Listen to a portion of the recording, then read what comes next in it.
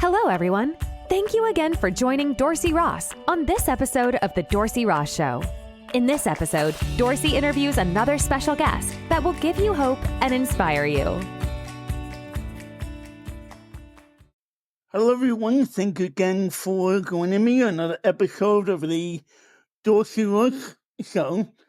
Today, we have a special guest with us. Her name is Laura Buckley, who is a devoted Christian writer who is committed to exploring the profound aspects of faith and spirituality with a deep-rooted belief in the power of God and unshakable trust in His divine plan.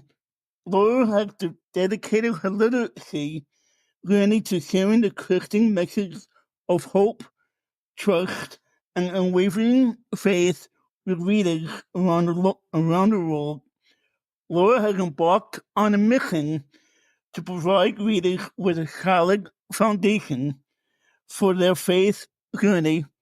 Her current book, an insightful exploration titled 21 Reasons for Trusting in God, serves as a beacon of enlightenment, offering spiritual guidance and tangible proof to reinforce the reader's confidence in God's provision and love. Laura's unique approach combines thorough research, personal reflection, and a passion for connecting with readers on a calm, deep level. Her writing seeks to create a safe and welcoming space for individuals seeking spiritual understanding and a closer relationship with the divine. Laura, thank you so much for coming on the show today. Well, thank you, Dorsey, for having me. I appreciate it. Absolutely. And as my guests know, I always open up with a icebreaker question. And today's icebreaker question is, what's the best compliment you ever received? Oh, wow. That's a big question. The best compliment I've ever received. Okay, I'm going to have to go with the best, most recent compliment I've received. One of the ladies from my church, she's in my choir group. I've been getting her to read the book for a while. She said she's going to. She finally started reading it, and she came to me in just complete, utter, awe. It's the only way I can describe it. She looked at me and she said, "Laura, that is an amazing book you've written. So insightful, so well written. I can't believe it." And and part of me goes, well, okay, do people not think that I can do that? Or, but she was so sincere, so absolutely sincere that, it's like, and when people come to you and tell you that you did something great and wonderful, then, it's nothing but, you know, inspiring to myself. So Right. Why are you passionate about what you do? I think I'm passionate because of my son. So to give you a little information about, how I got to where I am with writing this book, my son, who's a very loving, kind, big-hearted young man, about 6 years ago, when he was about 16 or so, he came to me one day and he said, "Mom, I don't think I believe anymore."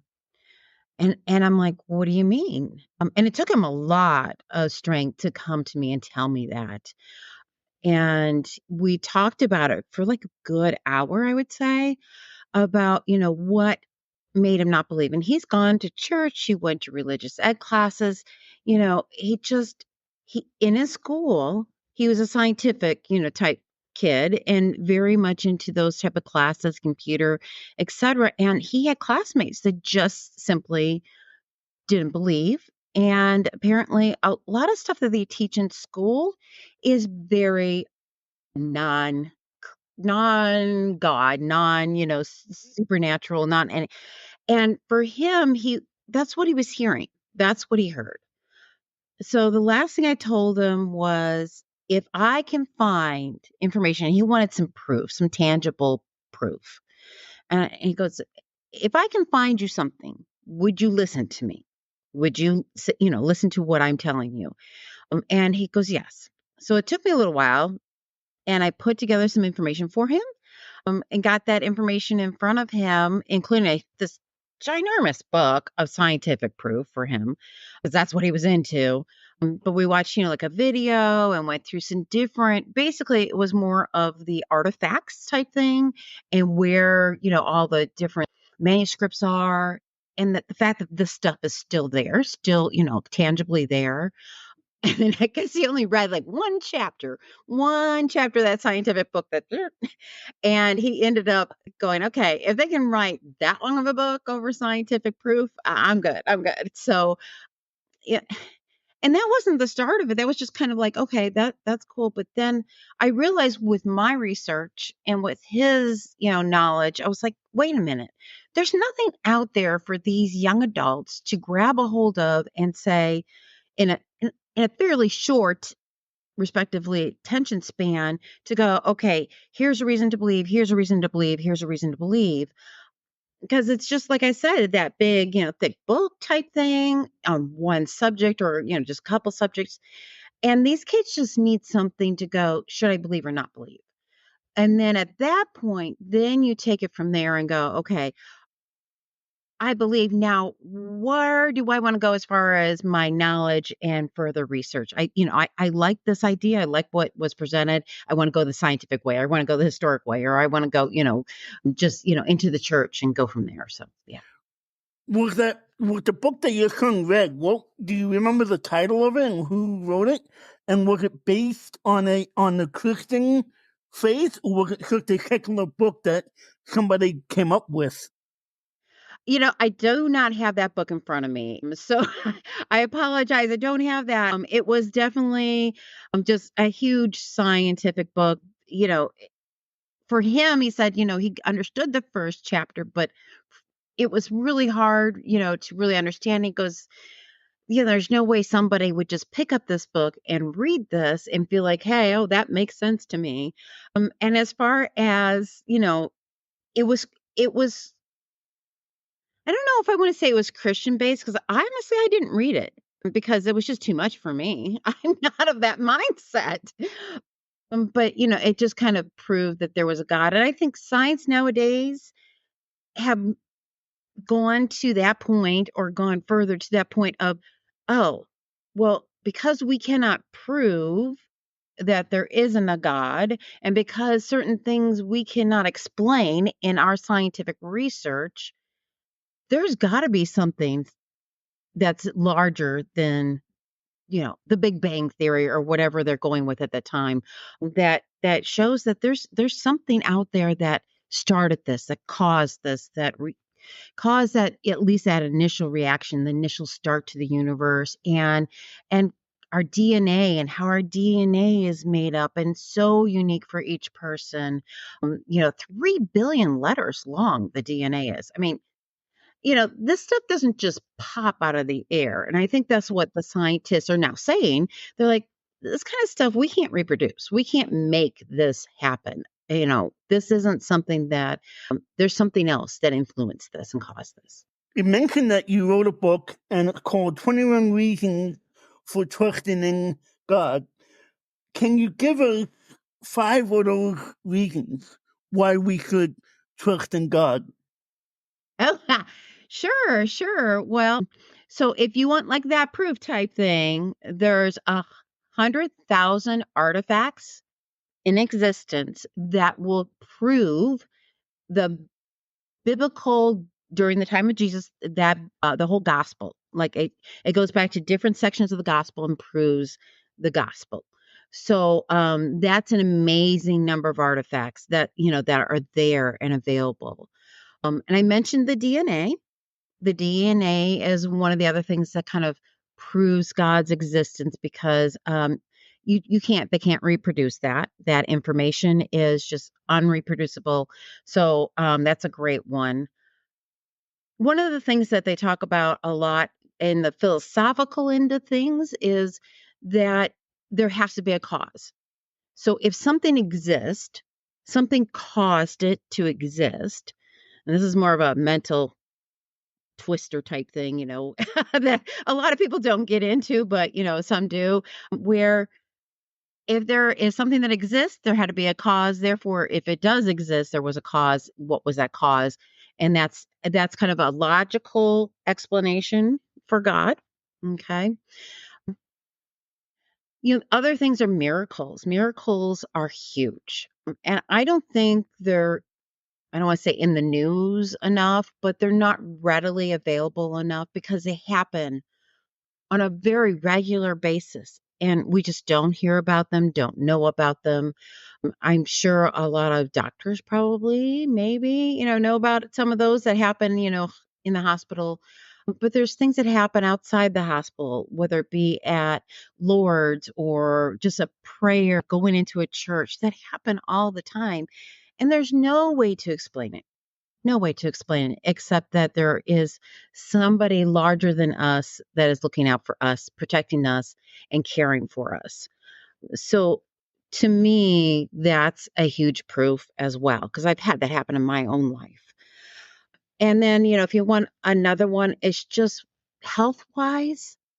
If you don't believe in God and don't have that trust in something protecting you and looking out for you, you can get really, I think, mentally kind of messed up, you can get kind of really, into your head thinking about all this stuff, and that causes physical reactions.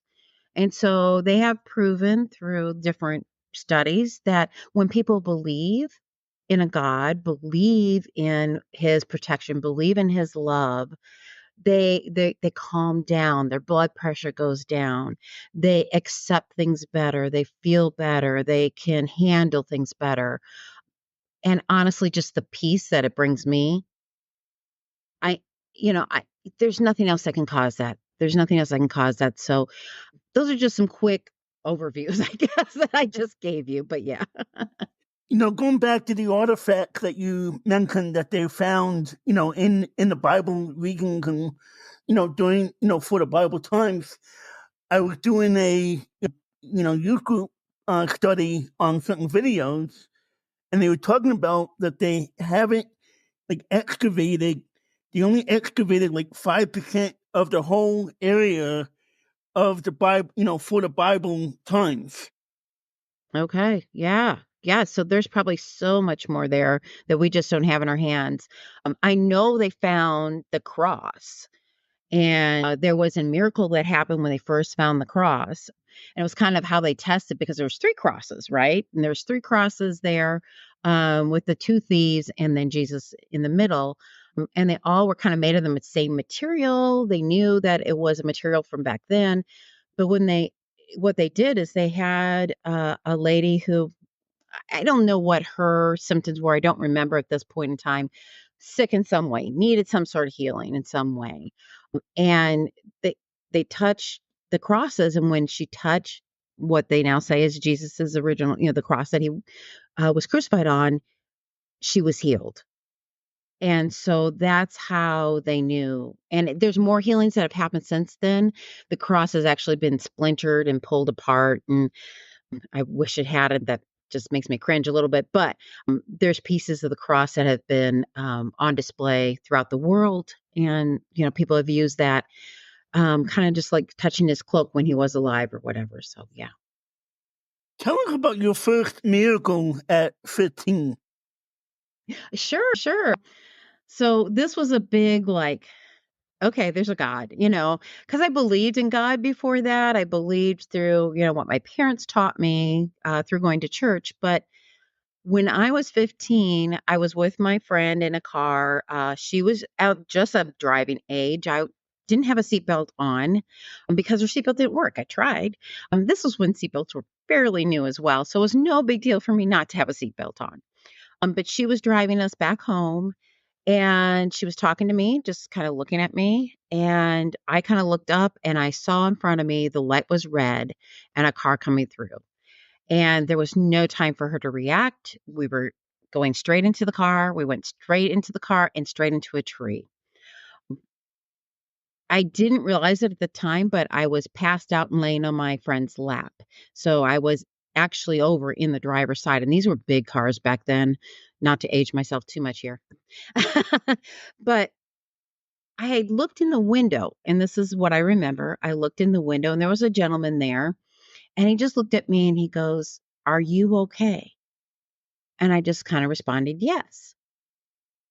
The next thing I know, I was waking up, saw myself on my friend's lap, got myself, back together. For whatever reason, my reaction was starting to pick up my purse because my stuff flew everywhere. And, we had then I could hear the ambulance and everything coming. They were quickly coming. And they came up to the window and they were asking us if we were okay. At this point, my friend, kind of came back to. Um, and we're like, "Yeah, we're okay. Where's the guy? Where's the guy that was just here?" This guy was just here and he asked me if I was okay already. They're looking around and they're like, "There's nobody else here. We're the first ones on the scene. Nobody's standing around that looks like the gentleman that I described to them." So he wasn't there. To kind of further on the story, what really kind of put it at home is that when they took the car in to the junkyard, because the car was totaled, our car was totaled, which neither of us were injured, by the way, not, anything big, just sore. Took the car into the junkyard manager said, "Hey, I'm so sorry for your loss." And they're like, "What are you talking about?" And they said, well, the junkyard manager said, "Well, the person that went through the windshield on the passenger side, you know, obviously passed away. I've never seen anybody live, hitting the windshield like that." And they're like, "No, she's perfectly fine at home, just a little sore." So that just kind of that whole combination of seeing that figure in the window and then knowing that I hit that windshield so hard that they thought I should have passed away, that just kind of really made me feel like, okay, there's somebody watching out for me. And my parents, my mom even said, "There's a reason why you're still alive." Yeah. Now, could that person that was by the window that asking you, "Are you okay?" Could it have been the other driver or somebody else from the other car, or was that disproven? Yeah, the other car, there was a lady driving, nobody else, just a lady driving that car. She did get in the ambulance, but she was okay in the end. I don't know the whole story because it was my friend's car and her driving, but she wasn't, hurt to the point where she was, she went home that night later too. There was nobody standing around. If somebody's going to come up to your car and say, "Are you okay?" And, the fireman, he's like, "We're the first ones on the scene. There's nobody else here." They don't just disappear that quickly. So, and typically if somebody was wanting to check on you if you're okay, they'd kind of watch out and stand around and, you know, yeah. Yeah. So I truly believe it was an angel of some sort. So No, I read on your bio and on your website that as you got older in your college years, you started to drift away a little bit from from God or from your belief in God. And why was that? college years are really hard, I think, for a lot of people. You want to play the college role. You want to enjoy yourself. You want to you're studying, you're meeting new people, you're trying to get used to living in a dorm room with somebody else. So the last thing you usually do is just get up and go, "Okay, I'm going to go to church this morning." It just doesn't, I don't know why, it doesn't always connect with people.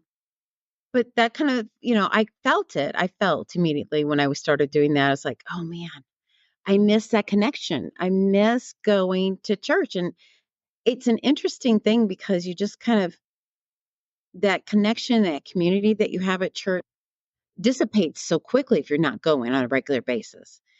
So I think, that just really hit home for me. I felt like I needed to go and I did try to go. I think I, tried to go on occasion, went to a couple activities that they had, in the social hall type thing. And luckily, I found a group of friends in our dorm that were very Christian, and they helped, introduce me to music. And we went and visited other churches and kind of recentered myself to saying, "Okay, yeah, yep, I got to keep God in the forefront, or at least somewhere nearby.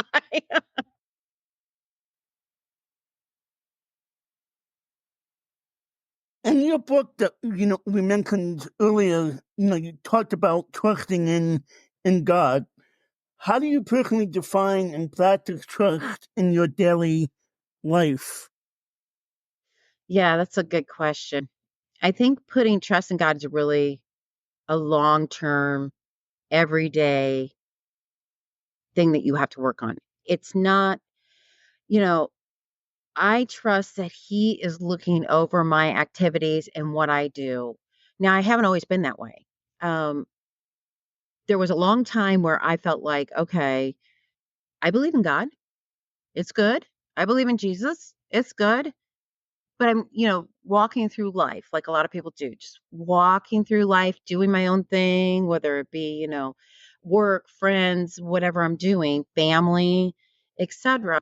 But at least in those days, I wasn't giving my all to God. I wasn't giving my heart, my soul to God. And honestly, since I wrote the book, between the time that I started writing the book and even till just within the last couple months, I really just now feel like, okay, I know what it means to trust in God because I had to get really close to Him. And I feel like people need to really realize that being close to God means talking to Him, not just once a day, not just, okay, I'm going to say a quick prayer, in the morning, the Our Father in the evening, and I'm done.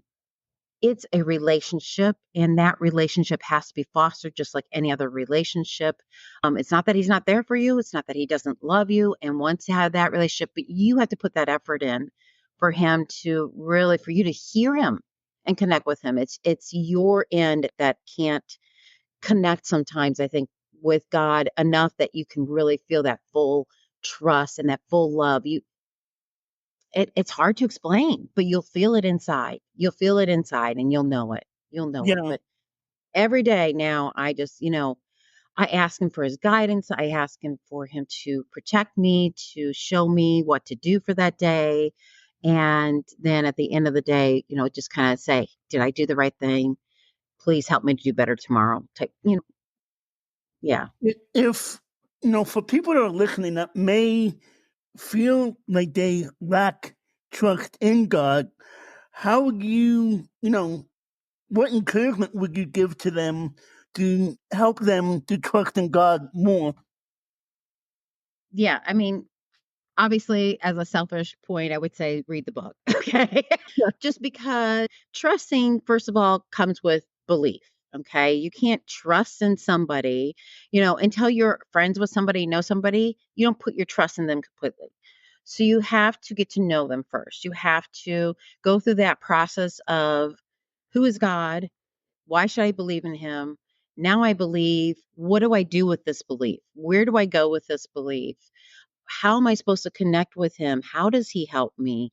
Where do I connect? How do I serve Him? Or how do I, what is my next steps? And all this has to come, and it's kind of sequential, I believe, in your life to then, once you get all those pieces put together, that relationship is really kind of stronger because then you know in your heart that, oh, God is real. I can put my faith in Him. I know He's there for me. And you just go through that process of, for me, and I'm just going to be, Dorsey, this was one of the things that I did after I wrote the book. I'm like, it brought up more questions. And that's why in the book, I say quite often, that's okay. Questions are good. Questions are good. Because I needed those questions to continue my research, to continue my journey, to continue my belief myself, because all these questions popped up. So those questions, once I got, started answering those questions that I had, then I knew, okay, now I got my answers. Now I know. Now I completely 100% am there. And I think everybody has a different journey. Everybody's going to have a different, time frame in which they go through, but you have to go through it. You have to keep fighting for it and keep learning and answer those questions and find that relationship with our Lord. What challenges did you face while writing the book, and how did you faith guide you through those challenges? So challenges. Faith had to be there to write the book.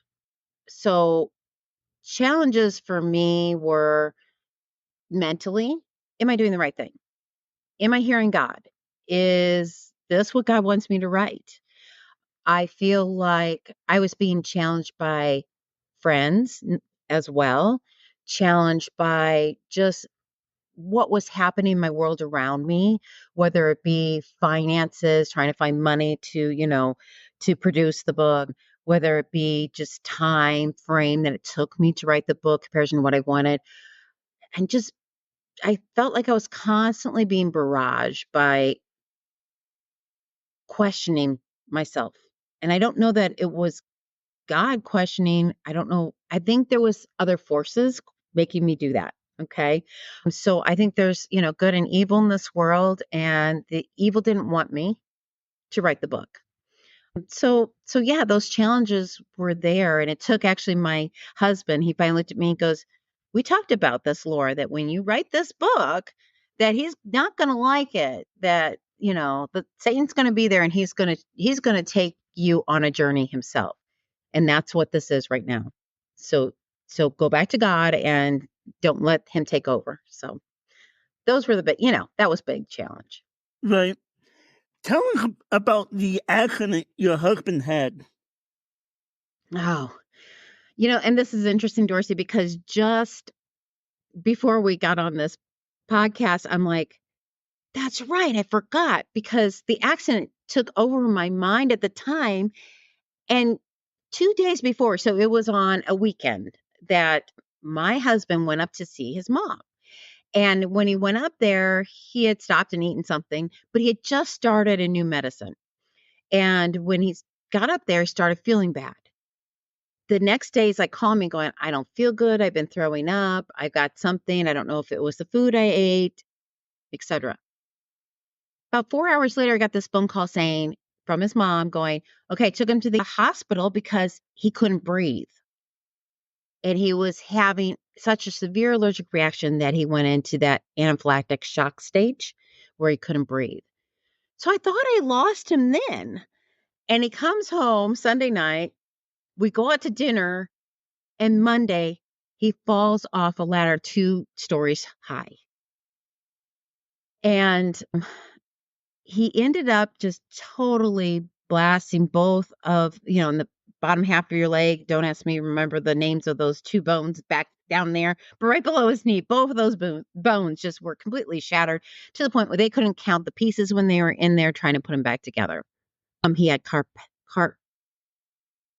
I cannot say the word, the carpmental syndrome, where they, like inside your body, it tries to kill that part of your body because it's just too much for your body. And it says, okay, I'm going to get rid of that part of my body. And so they had to go in and do a first surgery just to take care of that. 2 weeks later, they finally had him put back together. They had a bunch of, pieces of metal in him, put him back together. Okay, great. So he had a long haul trying to heal, and he was starting to go to get his therapy. And the next thing you know, he has an infection. And the infection meant that they had to take out all those pieces of metal in him. And the doctor at this time had been talking to me beforehand, but, kind of really at this particular stage said, "Laura, we're likely going to have to remove his leg because it's not going to heal properly. There's so much damage. There's so much pain that he's going to have. Being able to walk is going to be a struggle. Just letting you know to be prepared for this." But of course, we didn't tell my husband, because why would you tell somebody that might happen to them, right? You want them to fight as best they could. So he fought through it. And to all of us, including the doctor, our surprise is that he walks basically normal. I mean, if you don't really look for it, you don't know it's there, right? There's a separation between his right knee and his left knee as far as height goes, but right now it's not affecting him. He tons of scars obviously on his leg, but he can walk normally. And the doctor said, no, there's something higher, something bigger looking out for you because there was no way that that was me. Amen. So, yeah. You've been through a lot in your life, and your family's been through a lot in their life. Yet you still grew closer to God. When someone maybe would even walk away and say, God's not real, God's not in this, why is he throwing this all at me at one time? I can't handle this anymore. But why would you, or why was it that you grew closer to God? Yeah, it and that's true, and I think a lot of people would, and I was there. I was there. I was almost there. So, I think it's hard depending on where you're at. God gives you just enough things and gives you enough strength to get through things, right? And my things were not as bad as other people's. I mean, I just can't imagine some people's trials that they go through, but the trials are there for a reason. And I knew it after my husband fell off the roof. And when he was healing, I was like, there's something bigger, something bigger. God's testing us right now and he's preparing us. And I think the breaking point was when my mom unexpectedly passed. At that time, we were just over COVID. We were just over COVID. So you weren't, going to church. We weren't doing the things like you normally do.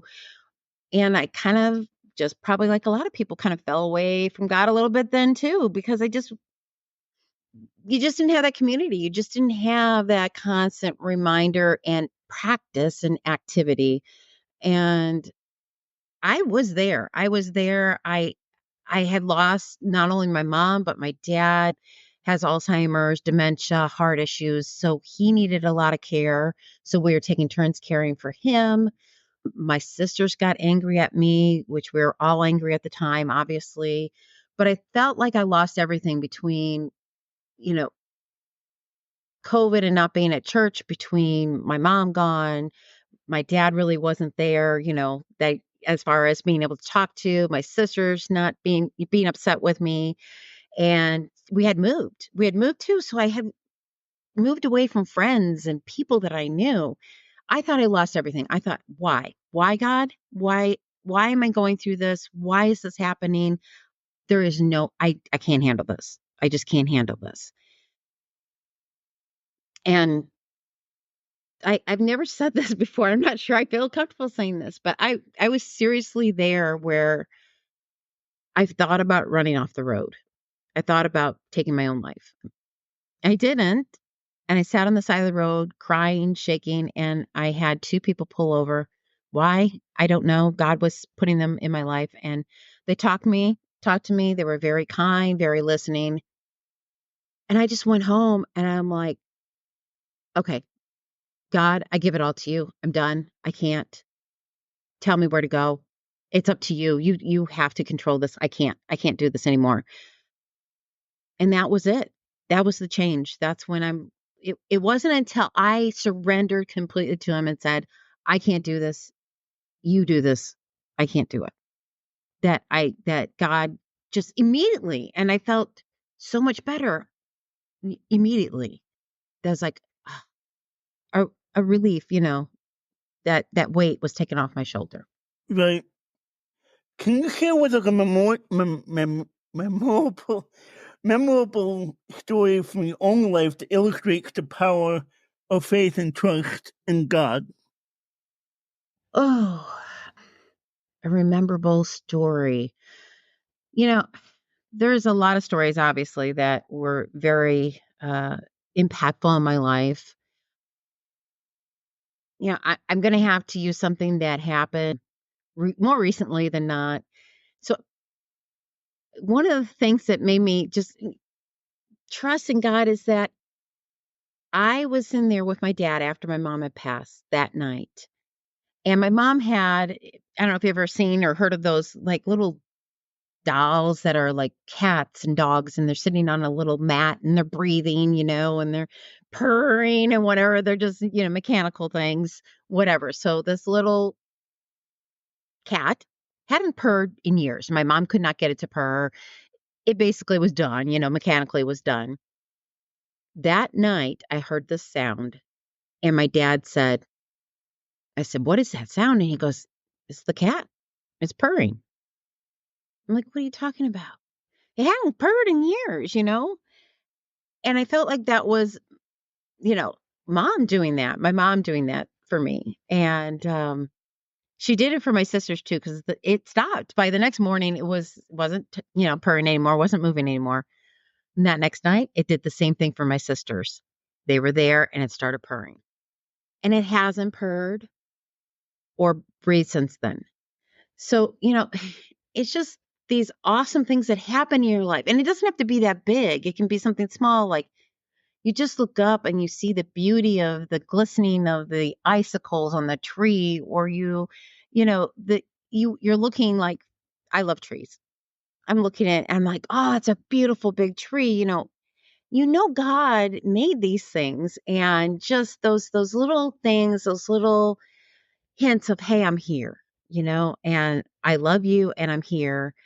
And you don't see him unless you believe in him. And then all of a sudden, it's like all these lovely things just happen to you. Yeah. Well, as we get ready to end, I always ask my guests to give my listeners an encouraging word about, whatever you feel led to share. Mm-hmm. Yeah. I guess, my encouragement is for specifically, for those that are either questioning their belief or are not believers, is to make sure you do the research. Because when you do that research and you see both sides, that's when you learn. That's when you grow. That's when you start questioning more and can find out more about God and faith and love. And that's what God is. God is love. And I just encourage you to, if you have questions, continue to follow those questions and find answers. Talk to somebody, go to your church pastor, and just talk to somebody about it and keep searching and praying. You'll get your answer. Amen. Thank you so much for coming on the show today. We greatly appreciate having you. Oh, well, thank you, Dorsey. I'm so glad I came on. I really appreciate it. It was a very nice conversation with you. Absolutely. Well, guys and girls, thank you so much for coming on and for listening. Please like and share this episode, and please continue to listen, and we'll put a link to also her website so you can connect with her. And until next time, God bless. Bye-bye. Thank you again for joining Dorsey Ross on this episode of The Dorsey Ross Show. Please like, share, and tell others about the show. Also, please check out the other podcast episodes. And if you would like, donate to this podcast and buy Dorsey a coffee. Thanks again for tuning in, and we'll catch you in the next episode.